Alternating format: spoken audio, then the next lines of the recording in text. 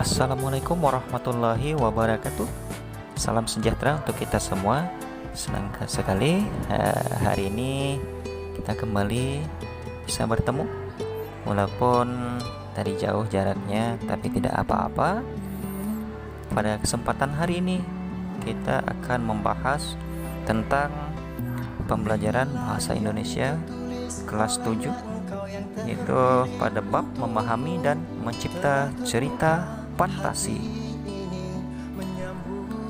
Tentu kita semua mungkin pernah mendengar ya apa yang namanya cerita fantasi. Baik, nanti saya akan menjelaskan apa sih cerita fantasi itu. Nah, cerita fantasi ini yaitu sebuah cerita yang lahir dari pemikiran manusia. Sifatnya tidak merupakan fakta, maka cerita fantasi bisa dikatakan cerita khayalan. Oke, mungkin pernah dari kita mendengar atau membaca sebuah cerita, misalnya Harry Potter, itu yang berasal dari luar negeri ya, atau yang dari dalam negeri seperti Timun Emas. Kedua hal yang sudah disebutkan barusan itu merupakan contoh dari sekian banyak cerita fantasi yang ada.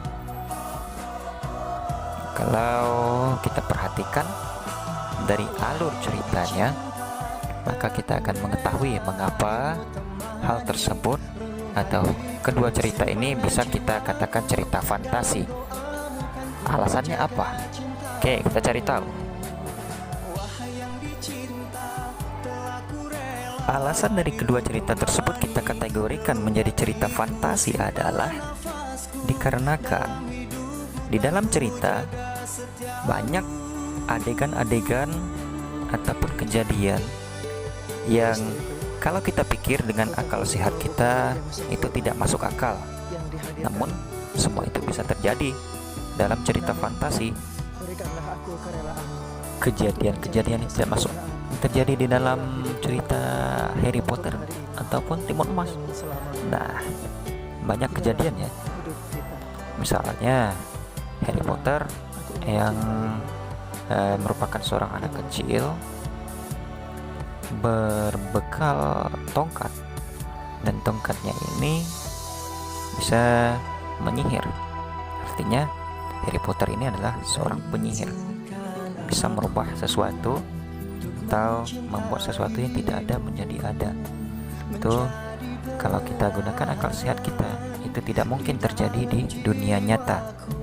Sama halnya dengan Timun Emas. Di dalam cerita Timun Emas ada seorang nenek yang belum beruntung karena belum mendapatkan seorang keturunan. Dia akhirnya menemui seorang raksasa, dan raksasa itu menganjurkan si nenek untuk kembali ke rumah, membuka sebuah timun yang berwarna keemasan. Dan ternyata setelah dibuka, dalam timun tersebut ada seorang anak kecil. Nah, ini pun merupakan kejadian yang luar biasa yang tidak masuk di akal, sehingga bisa disebut ini adalah khayalan saja. Sehingga bisa kita katakan kedua cerita ini merupakan cerita fantasi. Jadi intinya adalah bahwasanya cerita fantasi ini merupakan sebuah cerita yang hanya khayalan saja, merupakan imajinasi seseorang atau pengarang, tidak nyata, dan bukan merupakan kejadian-kejadian atau fakta-fakta yang terjadi di dunia nyata.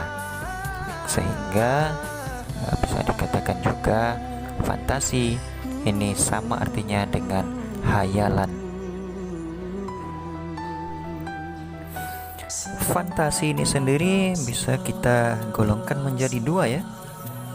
Ada yang namanya fantasi aktif dan juga ada fantasi pasif. Apa itu fantasi aktif? Nah, fantasi aktif yaitu fantasi yang dikendalikan oleh pikiran dan kemauan. Misalnya seorang perancang atau pelukis ataupun penulis, mereka bisa dikatakan melakukan fantasi aktif. Mengapa? Karena fantasi yang mereka lakukan itu mendatangkan hasil atau ada manfaatnya. Ketika mereka berfantasi, mereka berusaha mewujudkan fantasi tersebut. Kemudian yang kedua, ada yang namanya fantasi pasif. Apa itu fantasi pasif? Nah, fantasi pasif yaitu fantasi yang tidak dikendalikan. Jadi seolah-olah orang yang berfantasi itu hanya pasif ya, sebagai wadah tanggapan-tanggapan. Contohnya yang paling sering kita lakukan yaitu melamun. Jadi ketika kita melamun, memikirkan sesuatu tapi hanya sekedar memikirkan, tidak kita lakukan tindakan atau tidak berusaha kita wujudkan. Hal itu bisa kita kategorikan menjadi fantasi pasif, yaitu fantasi yang tidak mendatangkan hasil apapun, hanya sekedar melamun. Baik, saya rasa sudah cukup paham ya tentang pembelajaran kita, sekilas memahami dan mencipta cerita fantasi ya, yang sudah saya jelaskan yaitu fantasinya saja. Nanti lain waktu kita lanjutkan ke pendalaman materi. Nah, untuk memahami fantasi itu apa, saya rasa penjelasan barusan itu sudah cukup mewakili. Sekian dulu pembelajaran kita hari ini, walaupun singkat, semoga bermanfaat dan mendatangkan hasil serta menambah ilmu untuk kita semua. Dari yang belum tahu mungkin bisa menjadi tahu. Semoga mendatangkan pahala untuk kita semua. Oke, sampai jumpa lain waktu. Saya akhiri. Assalamualaikum warahmatullahi wabarakatuh.